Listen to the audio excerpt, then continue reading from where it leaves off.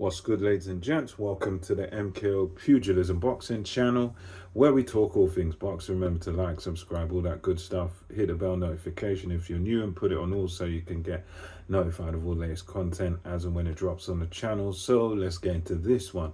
So this video, I'm just going to give my thoughts on a tweet that comes from Anthony Joshua's 258 Management, which is the management company that I believe he owns. And his management company, someone on behalf of it, tweeted Queensbury and Frank Warren, who, Queensbury Promotions, that's Frank Warren's outfit, that's his promotional company. They they promote Dynamite Daniel Dubois. And as we know, September 21st, Anthony Joshua is going to fight Daniel Dubois for the IBF heavyweight title. So in relation to that, 258 Management, they tweeted Queensbury, Frank Warren, and just said, not exactly word for word, but they said, what's the effect of, at Frank Warren, Queensbury Promotions, any updates as to, on Daniel Dubois, as to why he hasn't signed up for the voluntary anti-doping agency testing, so the Vada testing, in other words. So Vada testing is as it is what it says on the tin. Basically, it's voluntary anti-doping agency. Not every boxer does it, but it's the type of thing where I think you have to pay for it yourself, and it's something that some fighters do, some fighters don't. But there's fighters, like in the case of AJ, I think he volunteers himself to do it. Nonito Donaire and several other fighters have done it in the past. I think even guys that failed, like a Jarrell Big Baby or Big Farmer Miller, he's done that and got caught out on it. So this is something where Anthony Joshua, his team, are calling out Daniel Dubois. He was at it as well at DDD. Daniel Dubois, he was called out as well in his tweet to say sort of, well, why hasn't he signed up? Are there any updates? And I'm not really onto the Twitter so much, but or X as they call it nowadays.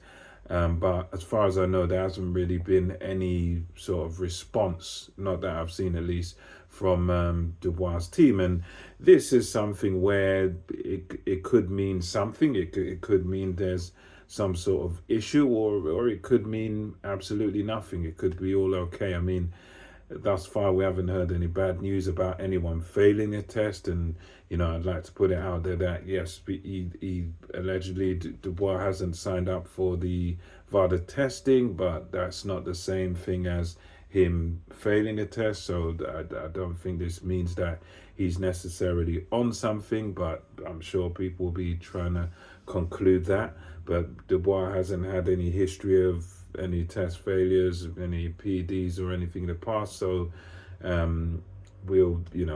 me, it's innocent until proven guilty. But yeah, it's an interesting thing from Joshua's team.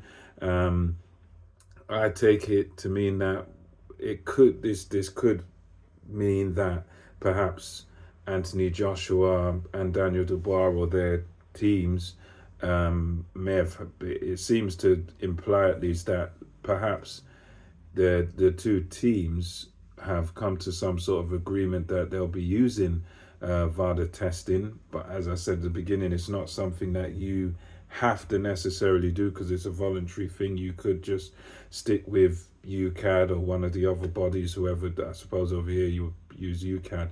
But this seems to suggest, at least from Anthony Joshua's the 258 management side of things, it seems to suggest by the tweet that there was some sort of agreement in place whereby both guys agreed to sign up to the voluntary anti-doping agency. And Joshua, I know Joshua's quite consistently signed up to it himself. So I guess this at least Joshua's team seems to have the impression that there was an agreement made, and Daniel Dubois and his team haven't lived up to the agreement, because if they're asking for updates, it means that they're under the assumption that there should be, Dubois should have already been signed up, and that that should be the end of the matter. So Yeah, I mean that's sort of my take on it. I think it's Anthony Joshua's team's got one impression that there was an agreement. I think maybe on Daniel Dubois' side,